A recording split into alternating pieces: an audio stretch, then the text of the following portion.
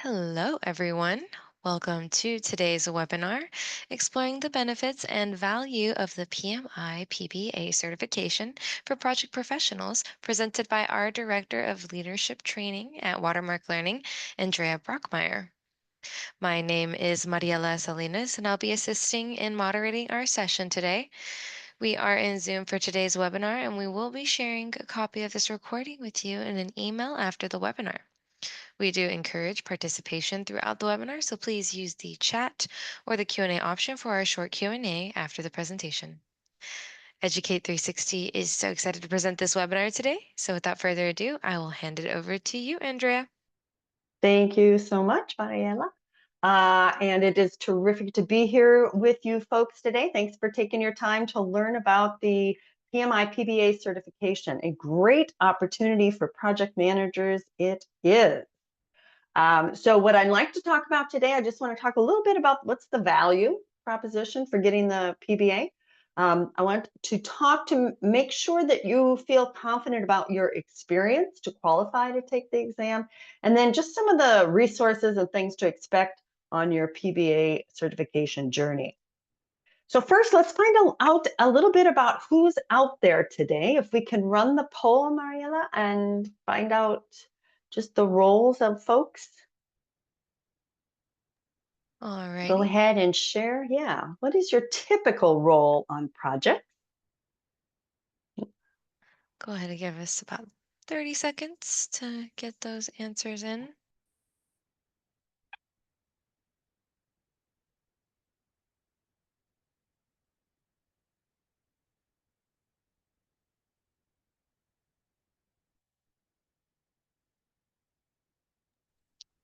Few folks Excellent. yet? Got a couple people missing, but we also Excellent. just got a couple people in here. So Okay, I think good. this is good time. So here are the results. Great.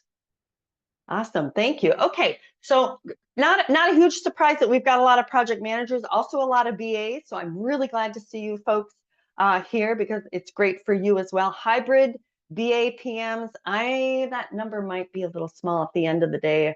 You might think some of you might see yourself as a little bit of a hybrid. Some agile folks, awesome. QA folks, terrific. Thank you so much for that. That is great. Okay. All righty. Excellent. Well, project managers, why the PMI PBA credential? Now, I am speaking specifically to PMs, but I want everybody to be thinking about this as well. So the PBA is really about business analysis that happens in the context of projects and programs. So as a PM, there is BA happening on your projects and your programs, whether you recognize it, whether you call it that or not, it is there. And requirements are a key driver of project success. There's all sorts of, pulse of the profession from PMI, all sorts of research that indicates that requirements, how well your project turns out, is largely a function of the requirements. BA work also, importantly, and BAs, this is going to be no surprise to you, but it goes beyond the boundaries of your project. There is BA work that happens pre-project.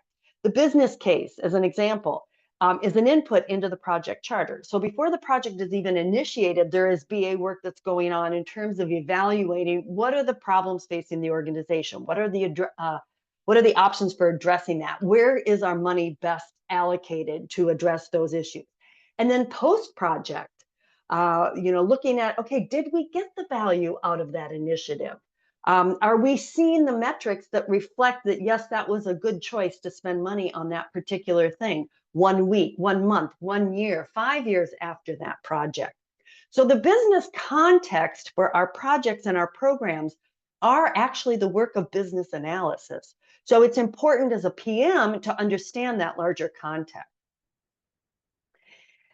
Also then, and if you haven't heard some of the other webinars that I've done on business analysis and project management, what is the difference? How do they work together? Where are those boundaries? The project management work is the project focused work, right? The PM is the custodian or the caretaker of the project. That is the work of developing the product. The BA is the custodian or caretaker of the product or the solution, and their role is product focused. Okay, so as a project manager, I don't have a project if I don't have a product. I'm not just, I have to have something, we have to have something that we're delivering. It could be a widget, could be a process, could be a different way of organizing, or it could be a combination of all of those. But there is always BA work being done on my project. Again, whether I recognize it or not, whether I call it that or not. Okay. And then the other thing is that there is the inclusion of adaptive concepts in the PBA certification journey. So you're having to look at and having to consider the BA role on agile projects as well. In fact, um, in agile environments, it's all BA because it's all very much product focused. Right? So the value then for the PBA as a project manager, why would I do this? Well, it provides career flexibility. And if you look at the trajectory for business analysis, then you look at, for example, data analytics, security, all of there are many things happening, AI, all of those things require intense business analysis. As a project manager, you may end up managing the projects for those things, but the more savvy you can be about the business analysis, the requirement solicitation for those kinds of things, the more flexible you're going to be.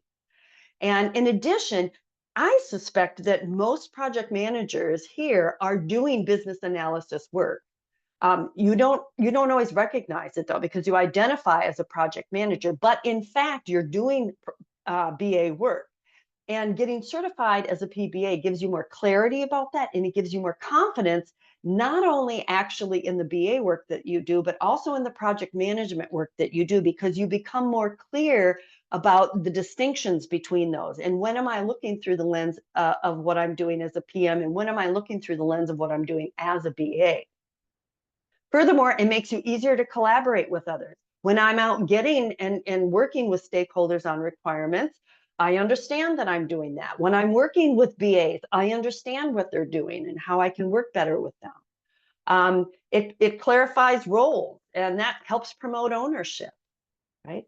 And it's skills development for all types of projects, especially I would suggest agile. And so as the organization, as your organization is looking at how to incorporate adaptive or agile ways of doing things, and this is something that's going to lend itself as you become more versed in what BA is, and more competent as a business in terms of the BA parts of your work.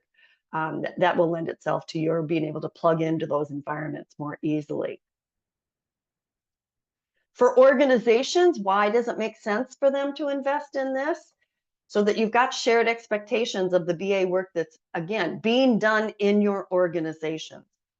Looking at where are the business needs? How best do we meet those business needs? Maybe it's senior leadership that's doing that stuff. It's still business analysis. You get more confident BAs in your environment, better resource allocation, again, better collaboration among your stakeholders. Hey, folks, let's elicit some requirements. Oh, everybody knows what requirements are. We know what kind of requirements we need to do. We know why we call it elicitation and not gathering requirements. And we get skills development that's just going to add value to our projects. Again, we can be very project focused because that's how we're conditioned to think, but we're going to get better value out of those projects when we can really appreciate and recognize the BA work that's being done on them. Okay. Now, what's involved in getting certified? Very much the same things as other PMI certifications. You need to agree to abide by the PMI Code of Conduct. You submit an application, which requires that you have some experience in education. You pay a fee and you take an exam. Right? Now, in terms of the experience, there are two categories. If you have a high school diploma or an associate's degree, you need 60 months at least of experience in the last 8 years, and they're only counting months. We don't count hours anymore. And you need 35 contact hours of BA education, BA-related education. If you have a college degree, you need 36 months in the last 8 years, and again, 35 contact hours. There is a fee, $405 if you're a member of PMI, $555 if you're not. Join PMI, the cost of membership is about the difference. So it makes sense to do that. And there are benefits to being a member of PMI, not the least of which is you get free digital downloads of all of their standards, practice guides, all of that. So lots more information on the PMI.org site. All right, well, you're saying that I do business analysis. I'm not really sure if I'm a project manager. Maybe I'm not really convinced. Well, let's look at what a definition of business analysis is. A couple of different sources here. From the first edition of the BA Practice Guide, PMI's Business Analysis for Practitioners Practice Guide. Business analysis is the set of activities performed to identify business needs and recommend relevant solutions and to elicit, document, and manage requirements. Okay, well, maybe I feel sort of comfortable with that. Not really sure about this requirements thing. Okay, well, there's another PMI source. They define business analysis as the set of activities performed to support delivery of solutions that align to business objectives and provide continuous value to the organization. I hope everybody here recognizes that that's something that you do. You are doing things that support the delivery of solutions that are aligned to the objectives of your organization and that provide continuous value. Everybody is doing that. In fact, I feel pretty strongly that everybody does business analysis of some kind. And my favorite hashtag #YouDoBA. I think everybody does it at some level. So business analyst is a role, not a title. It's anybody who's doing the work of business analysis, whether they have the title or not. Okay. Well, what is the work of business analysis, you may be asking? Glad you asked. Conveniently, we have an exam content outline, fondly referred to as the ECO for the PBA, as with other PMI certification exams. And they've got the work of business analysis defined in 5 domains. Okay, so I'm going to take a quick look at each one of these, and I want you to be thinking about, and don't get don't find the language off-putting. I want you to think conceptually what these things are about and think about how you do these things. Okay, so needs assessment is the first domain. This is all of that work that goes into looking at the organization. What are the problems facing the organization? What are the obstacles to the organization achieving its goals and objectives? Okay, why do we need an initiative, a project, or a program? This is really about the why. Okay, so this is any work that is done to define or review the business problem or opportunity. Right? I mean, how many times do you do that? How many times are you looking around and saying, okay, we need to do something about this, change a process, develop a widget, create some software, revise something, right? So we're going to come up with a solution scope statement and provide input to create a business case. Well, we don't really have business cases in our environment. Well, you may not have formal documented business cases, but hopefully somewhere somebody is asking the question, why should we do this? When somebody goes to ask for money, somebody's saying, why should I give you money for that? That's really what we're doing in coming up with a business case for an initiative, right? Contributing to determining the value proposition of the initiative. What do we expect to get out of these projects that we're managing, right? Collaborating in the development of project goals and objectives that are going to align the product with the organization's goals and objectives, making sure that that project is going to create what it is that the organization needs. Okay? Identifying stakeholders so that the right people are on the bus, right people are represented, informed, and involved. What's important to the stakeholders? Determining stakeholder values so that when we come up with the details of what's going to be delivered, they reflect the priorities of those stakeholders. Okay. So these are not esoteric, really hard to understand sort of things that you never do. These are things that people, project managers and others are involved in. Okay. The next domain is planning. Again, think about what you do around this, reviewing the business case, making sure that you're clear about the why behind what we're doing, coming up with a requirements management plan, to come up with a roadmap for delivering that expected solution. Are we going to develop it and deliver it in one chunk, in multiple chunks? Are we going to develop functionality sort of piecemeal? What is that going to look like? How are we going to manage changes to the requirements? Right? Are we, what is that, what are the protocols? What are the change management approaches and pieces that are going to be involved in those requirements changes, which is going to happen, right? And these change management and these plan components, document control, for example, how are we going to document requirements? And when there are changes to that document, how is that going to be managed so that people know they're looking at the right requirements? Business metrics and acceptance criteria. So all the planning piece here creates planning components that are familiar to PMs, only they're about the product. Okay, so they can be part of the overall management plan. They can be separate. And the BA and the PM have to decide, how are we going to work together? Are we going to collaborate and have one document that we work with together on? Are we going to each have our own? What's that going to look like? And so if the PM and the BA, if you're that hybrid, you know how hard this is going to be. You know how hard this is because you have to do both of these. I always tell hybrid PM BAs, you're tired, aren't you? Because these are both full-time jobs. That's one of the things that when people, PMs learn about business analysis, they're like, oh, wow, I do some of this stuff. And that's why I'm so tired, because these are both full-time jobs. But there isn't a right way for these things to look. The plan components can be integrated, they can be separate, not a right way for it to look. The analysis then is the biggest chunk, coming up with eliciting and identifying requirements. What are going to be the details of what we're delivering? What need to be the features and the functions of those things? What are the options for what we're developing? When are those things going to be delivered? Capturing those requirements so that we can deliver them and give them to the project team to develop, right? We can't just hand the project team something that says, well, we want it to be user-friendly. They can't develop that. We might start there, but we have to get past that. We have to get to the point where they actually know what it is that they need to build, right?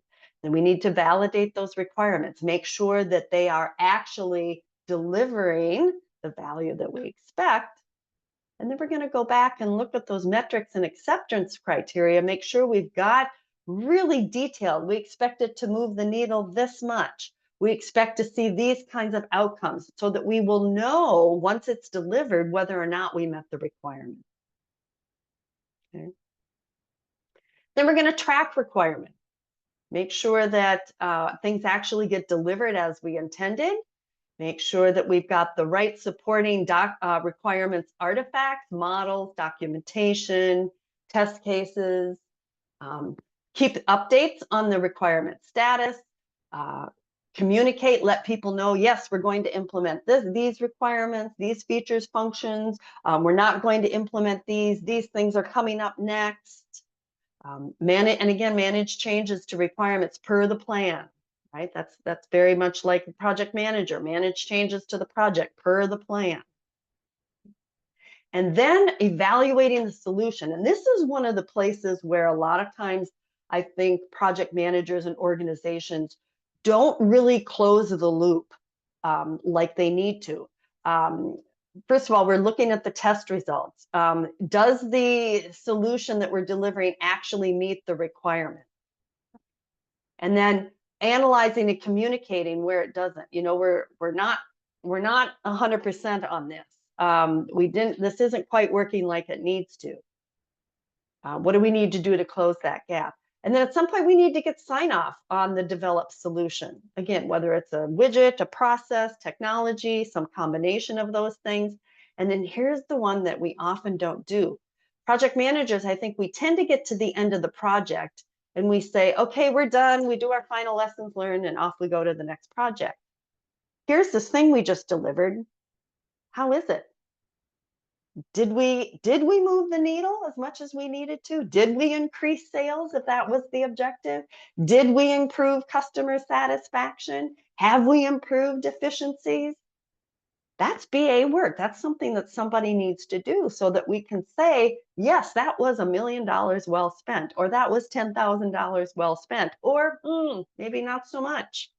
Now what should we do? Should we phase it out? Should we improve it? Should we change it? Should we retire it? So we go right back around to the business case, and this is what I love about this model here. Is you start out with that business case, and then you go right back around to it at the end and say, did we actually deliver on that business case through evaluation? This is very tidy that way. So the idea is that you are doing these things. I want you to think about, how have I been doing these things? There isn't like a minimum amount that you have to spend doing each one of these tasks or anything like that. But these are things that almost certainly you have been involved in one way or another in your experience. Other competencies that are included in the exam and that you will recognize, some of these soft skills / power skills: collaboration, communication, conflict management, negotiation, facilitation, leadership, political and cultural awareness, systems thinking. Again, not unfamiliar to project managers and really anybody who's got experience working in organizations of various types. All right, so the exam itself, 4 hours, 200 multiple choice questions, very similar. It's very much similar to the PMP, if anybody is familiar with that. There's a handful of experimental questions that you don't get, that don't count towards your results.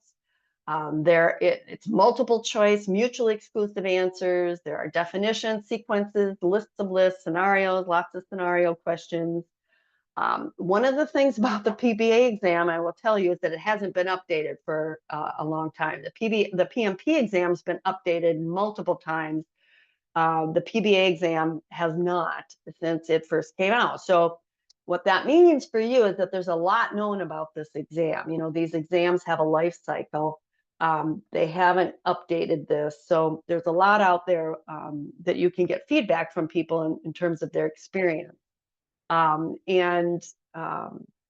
it is not updated in terms of the types of questions like the PMP. You can mark and flag questions for review, move forward and backwards through the questions, and of course you get your results immediately as to whether you pass or fail. You can take it online. You can go to a testing center as well. So what do you need in order to study for the PBA? You need the handbook.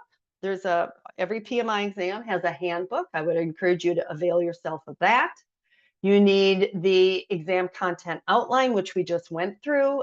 That's always a great resource, actually, to kind of make sure that you use as a source, the things that you'll need that really are the blueprint for the exam. And then you might need either a PMBOK or the process group's practice guide. If you're completely unfamiliar with the project management body of knowledge, you're not going to be tested on anything from either of those. But if, you know, there might be a term or something that you might want to reference here. Don't spend a lot of time on these, just if you have a term that you might need to look up or something like that. And then really your number one resource is the Business Analysis for Practitioners, a practice guide, first edition, not the second edition. I actually co-chaired the development of the second edition, which is a fantastic document, if I don't say so myself.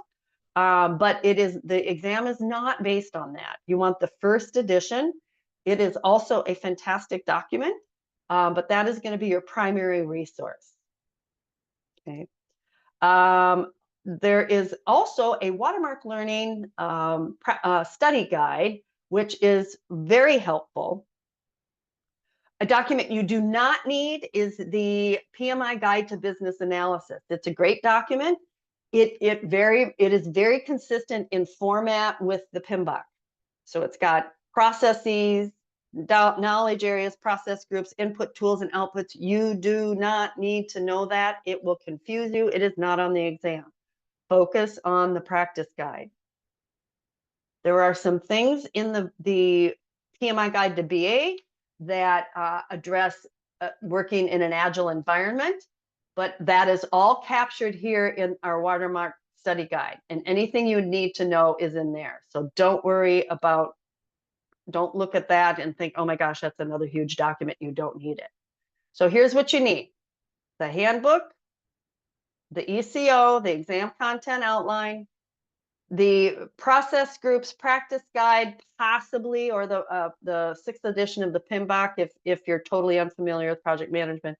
This is your number one document right here.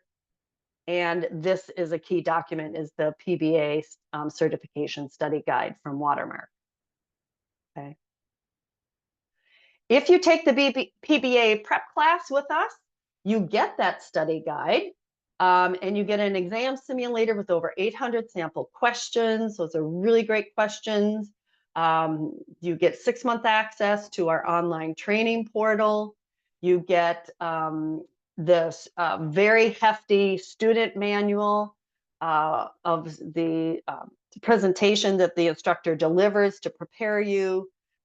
You get study tables, and there's all sorts of training aids that come along with that. And like I say, you get that study guide as well. That's got all sorts of games and exercises and things like that. So very robust resources.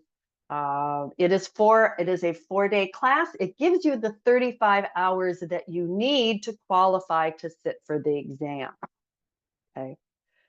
Now, I don't know how many of you out there have the PMP exam, or maybe you've got other PMI certifications. One of the questions people always ask is, how hard is the PBA test? And of course, that always depends on your personal experience. For me, I will say that it was not as hard. It is pretty hard. It is not an easy test. It was not as difficult as the PMP. It was more difficult than the ACP.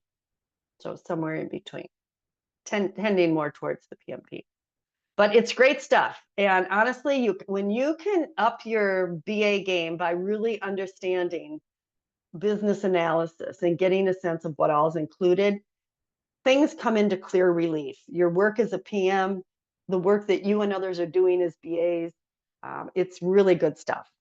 So that's what I got. Any questions, anybody? I hope that was helpful.